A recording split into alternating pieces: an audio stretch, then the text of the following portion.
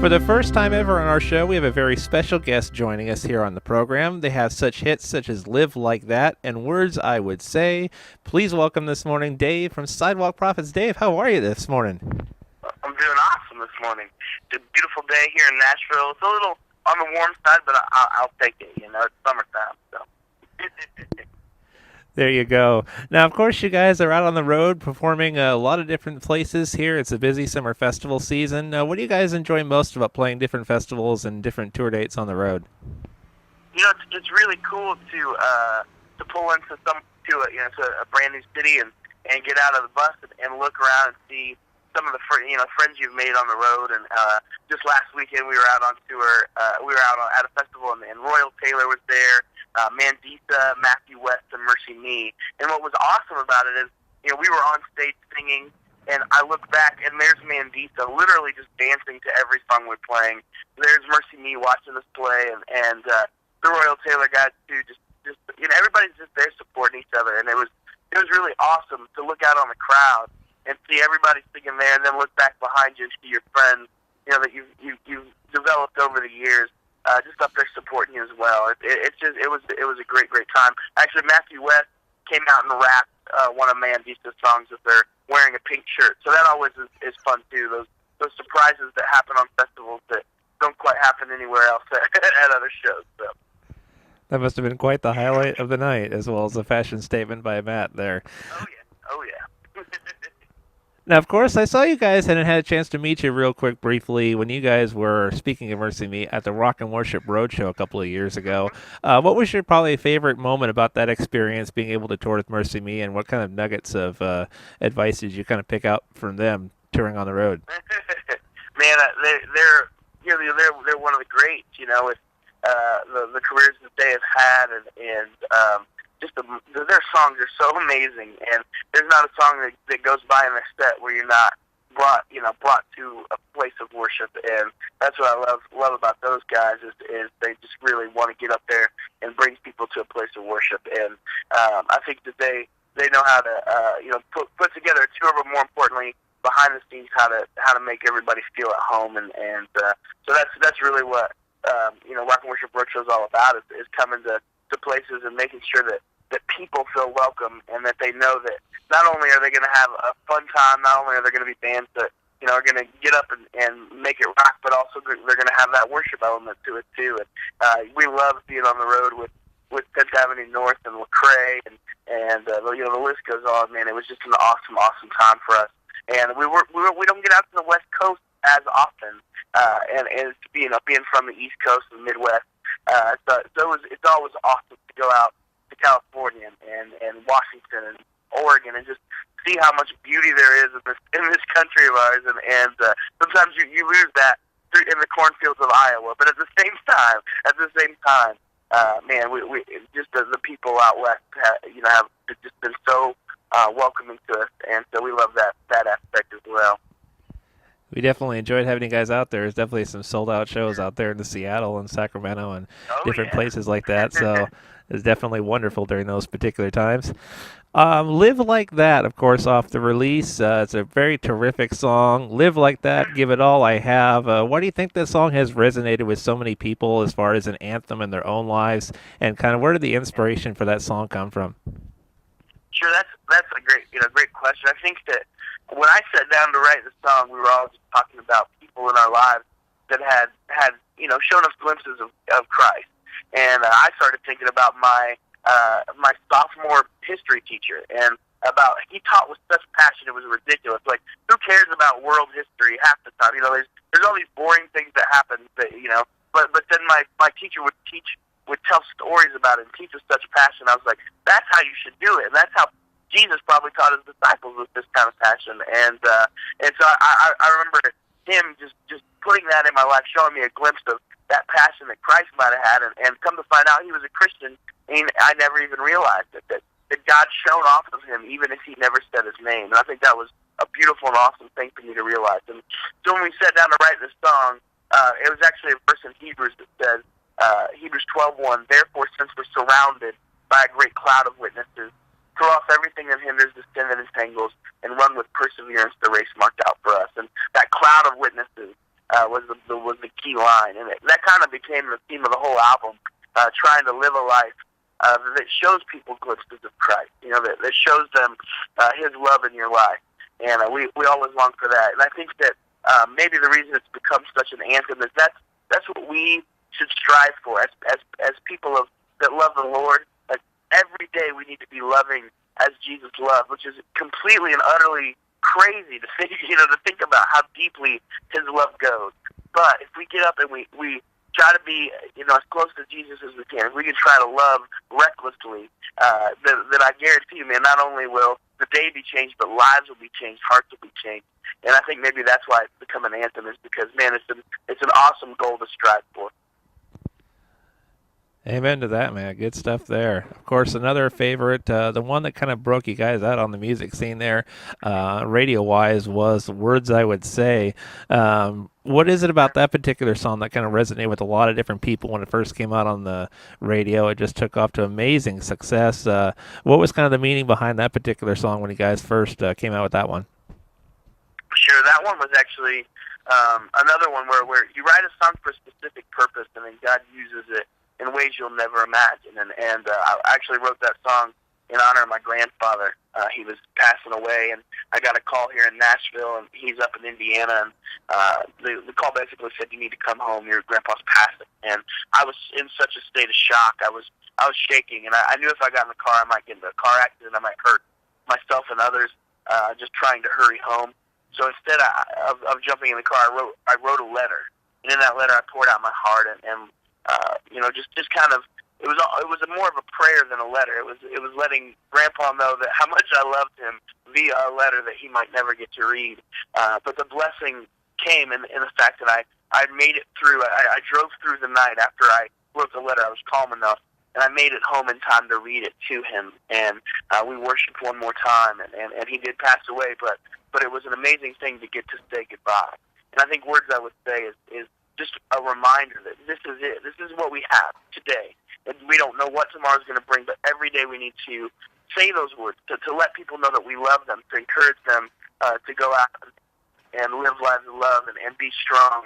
And I think that's why it's just a universal anthem that of what would we kind of, when we sat down to write it, we were like thinking, what would our parents say if they could say one thing? What would my grandpa tell me if he had one thing to say? And that became the chorus, those things. Be strong in the Lord, never give up hope.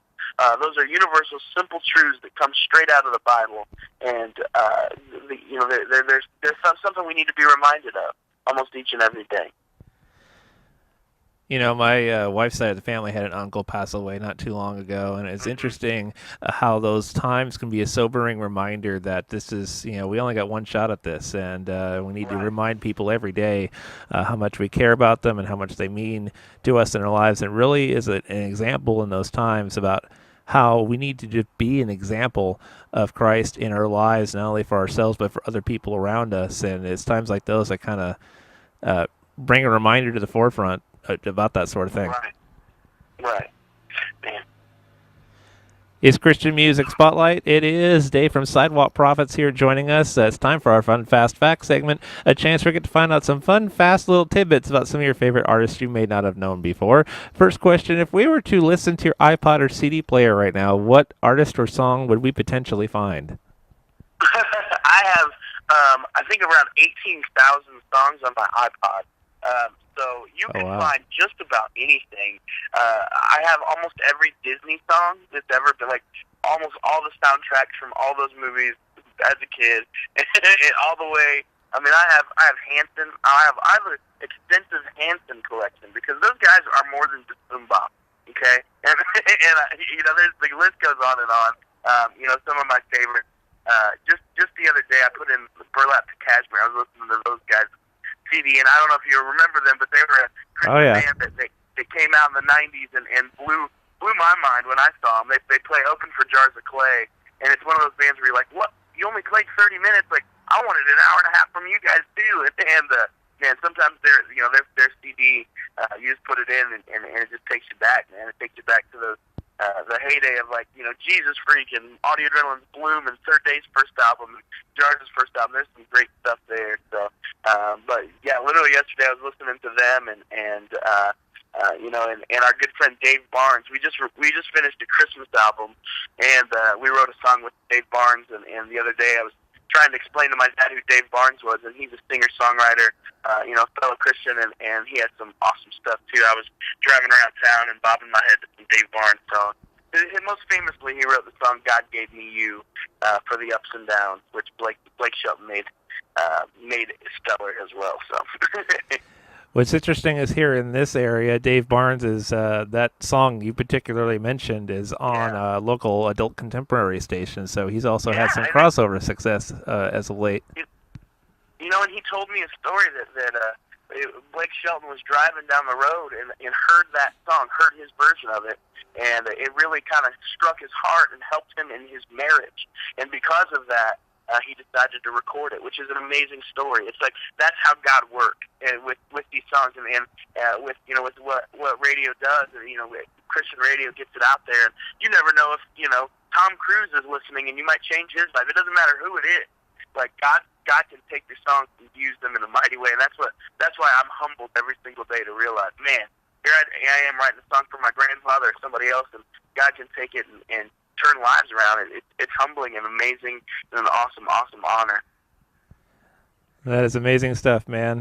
Favorite TV show we might find when either sitting at home or on the road? Is there a favorite of yours you'd like to enjoy? Oh man, when we were driving a van, we got a bus about a year and a half ago, which is awesome. And we still watch TV and stuff every once in a while, but usually it's sports. But our favorite show to watch was Lost. We got into it as a band, and we finished it as a band, and that was our all-time favorite. And I love comedy too. I love Scrubs and other shows like that. But Lost was our all-time band favorite show. I can speak for the whole Sidewalk Prophets and say we were Lost geeks, and we kind of still are. I also love DuckTales, the old and Animaniacs. Every night in my bunk before I go to sleep, I watch a cartoon. Actually, I watched all of Animaniacs and DuckTales. So now I'm on to Darkwing Duck. So those things you'll find those in my bunk alone, not anybody else's on the bus. So. And I love that they finally came out with all of those on DVD, so a whole nother generation will enjoy those again. It's like, hey, let's go back to the past. Of course, Lost. It's amazing how J.J. Abrams has gone from TV success all the way to Star Trek and all those different movie successes. Now it's amazing what that guy has been able to do creatively. Yeah, and now he's getting ready to do the new Star Wars. So I'm a geek at heart. Like I was a marching band nerd. I was an English nerd, and I definitely liked myself some Star Wars. So I'm really looking forward to seeing what he does with that. And I did love Star Trek too. As did I. It was a great particular movie there. Favorite food or cuisine do you individually or as a band have while you're home or out on the road? Anything in particular you guys like to enjoy? Definitely the band's favorite food, hands down, is Mexican food. Like any kind. Usually, my buddy Ben, who started the band with me, he gets chicken, rice, and beans, grilled chicken, rice, and beans wherever he goes.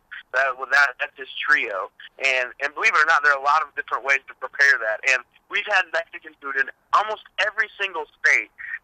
Mexican food does not exist in New Hampshire or Vermont, which we found out the hard way. But they thought they really. We asked people up there, and they said, "Yeah, there's a Taco Bell down the street." I was like, "Well, okay, but okay, that kind of counts."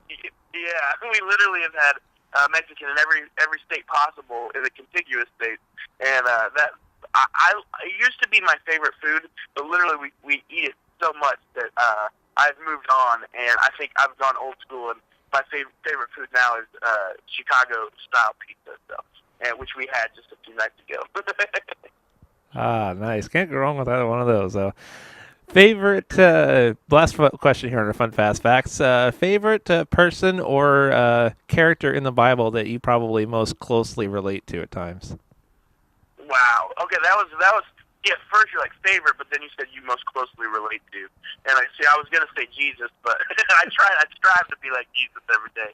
But other than Jesus, if you take Jesus out of the equation, I think I've always been intrigued by King David. I think about all the things in his life, the downfalls too, and I think that's what's beautiful about David is, what happened with him and Bathsheba, sending her wife, out to war. Like, he did some rough stuff. But his name means beloved of God. He was a shepherd king, slayed giant. And still, he wrote the Psalms. I think that's what brings it home for me with David is, here's this man, and there are definitely Psalms when he's just lamenting, and he's considering himself low, and he's just crying out for God, just raw passion. And then there also are these Psalms that just paint the most beautiful pictures of how we praise Jesus and how much he's loved and how beautiful he is. And so I think kind of a guy after my own heart is David. He loves to sing and praise Jesus, and he has some faults, but more than anything, he's beloved by God. And that was our fun Fast Facts segment, getting a chance to find out a little bit more about your favorite artists in Christian music. We're here with Dave with Sidewalk Prophets on this edition of the Christian Music Spotlight, our 4th season premiere. Thank you so much for joining us. This next question brought to you by the Christian Rock Museum for the Music for the Next Generation. For more information on the museum coming soon to Nashville, visit facebook.com/Christian Rock Museum. They had a question they wanted to ask. What musical influences, either on the Christian side or the secular side, did you particularly have? Did you have any when you're starting out in music? We had millions. I think when we started out in college, we were big Counting Crows fans, and so we tried to make everything acoustic and lamenty kind of at times, and I love those guys. But like I said, I was shaped by the 1995 and 96 albums. Like, those albums in my life, my parents had divorced, and I kind of took refuge in albums like Jesus Freak and Jars of Clay's first album, Third Day's first album, Newsboys Take Me to Your Leader, Audio Adrenaline's Bloom. I mean, those albums really did show me that not only could I praise God, but I could do it in a rockin' way. I could, have electric guitar and beautiful melodies and all these things that it just kind of blew my mind. How beautiful, the worship to God became right then and there, and right when I needed it most. And I think it was God just reaching out to me and showing me a glimpse of what my future might have held. And we were blessed to share the stage with almost every single band that I named, and man, it's been an awesome journey. So I think that those guys definitely helped shape our career. But I mean, we have vast majority of influences. Tonight on the bus, we're going to watch a documentary about the life of the Eagles, and my cousin is in the band, the Eagles. He's like a third or fourth cousin. Glenn Fry is actually a cousin of mine, and so I'm really excited to watch that documentary. And we love Tom Petty and the Beatles, of course, and just the list goes on and on. But when all's said and done, I really do just think that God gave us this gift of music to turn around and give back to Him, and so we're just lovers of this gift of music for sure. It's cool. I also was influenced by Mariah Carey. I always have to say that because, like, I listened to a whole lot of Mariah Carey when I was a kid, and you might think it's ridiculous. Disney songs, Michael Jackson, and Mariah Carey. Like, those were the 3 things I listened to the most. And if I don't say that, the guys will get mad at me because then they're like, "You're denying your roots, man. Your roots are Michael Jackson and Mariah Carey," and that's a little silly, but it's true. You're like, dude, be honest now. See, I'm being honest now. Yep. Not Michael Jackson, Mariah Carey. Any particular Disney songs? Are we talking Lion King? Are we talking? Great question. Robin Hood, okay?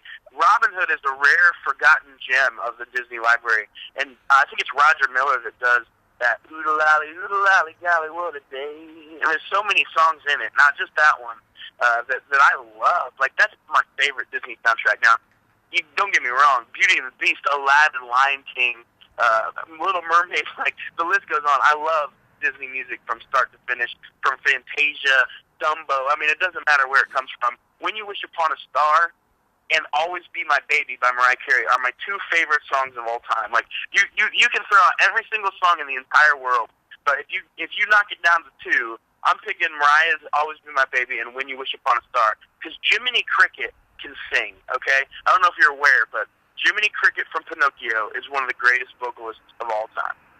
Hands down. A lot of people don't realize how underestimated Jimmy Cricket is for his voice. They do. Yes. They definitely underestimate Jiminy. Christian Music Spotlight. Now, it's funny you mentioned the Eagles because it was announced, especially they're coming to this area, they have an anniversary tour coming soon. So I'm very curious. They'll be back live in concert for the first time in a while again. Yeah, that's awesome. Now, for those who are starting out, getting their start in Christian music or just music in general, if they're playing worship at their churches and things like that, trying to get their start musically as a career, what type of advice would you give those particular folks who are searching to make a difference for Christ in their music? Yeah, I actually just got that question just at the very last show. A girl stopped in the middle of the line and asked, and I said, if you can hold on, I would love to answer that question in detail. And she waited, and I got to talk to her, and I just told her, listen, we've been blessed, very, very blessed. And I still feel like just Dave from Indiana, the same guy that I was in high school. And all that's changed is that God has given us a much bigger platform to sing and perform from, and to do it for Him. And so I think the key is to stay close to Him as possible. So to stay in the Word and continue to pray to Him, which it sometimes sounds cliche, but I tell you, like if you can continue to keep the Bible in your life and you can continue to continue that relationship with Jesus, like that's where it all has to start. And then from there, honestly, really just not giving up. There were so many days when I felt like giving up, and then God would show up in a mighty way, either by shoving me on stage with audio adrenaline, or a check would come in the mail when I thought that I couldn't go on and had no business doing what I was doing, and we would receive checks from people we didn't even sometimes they didn't even put their names on them, and those are the kinds of things that God did to help us, but a lot of times we were long days in bands. We played. If we step back and look at how many shows we've played in our life from a van, for 10 years we were in a van, and easily we played 1,000 shows driving in a van before we ever got a bus. Before we maybe even before we got signed, we had played at least over 800 shows before we ever got signed. So it's a long and tough road, but it's a fun road. Like I look back at those band days, and yeah, I didn't. Sometimes I had to leave friends and family for a long time, but man, did I get to see the country and see how God worked in Washington all the way to Florida, from Maine to California, like in between everywhere, like the same Jesus lives, not only in our country, but across this world, and man, have we been blessed in that journey. And I think that, yeah, that's what I would tell people is, man, don't be afraid to go out, step out in faith. It's kind of scary. It's very scary sometimes. But God will bless it if that's your calling. One of my more recent interviews, the guy said basically just that. If you can live on top ramen for a year or Yeah. two, you'll be okay. You'll make it. Yeah, and that's the thing. It's and we in our journeys we've come across people that have now become deep friends, and it wasn't always ramen. Literally one night we were on a yacht in Florida. These people that just spoiled us. Like we stayed on we went down there to play, and they're like, oh yeah, we have a yacht. Let's go out on it. Or yeah, we have a beach house. Why don't you guys stay there for the night? And those are great days. Those are few and far between too, because the next night we were actually sleeping in a janitor's closet. So you never know what the day's going to bring, what each venue's going to be like. But yes, if you don't mind ramen noodles, that always helps. But there are also those days when God blesses you ridiculously. And I think those are the days that fuel you up to keep on going down that road of ramen noodles. So. Amen. Totally agree on that one. Christian Music Spotlight here at Dave from Sidewalk Prophets. Now, we close usually our shows with this particular question, and I'm going to pose it to you as well. Because Christian music as a medium, of course, is just as much about the message as it is about the music. And if you could leave your viewers any particular message, when they're leaving your shows, beyond the music, is there a particular message that you want your viewers to leave away impacted with as they leave one of your shows?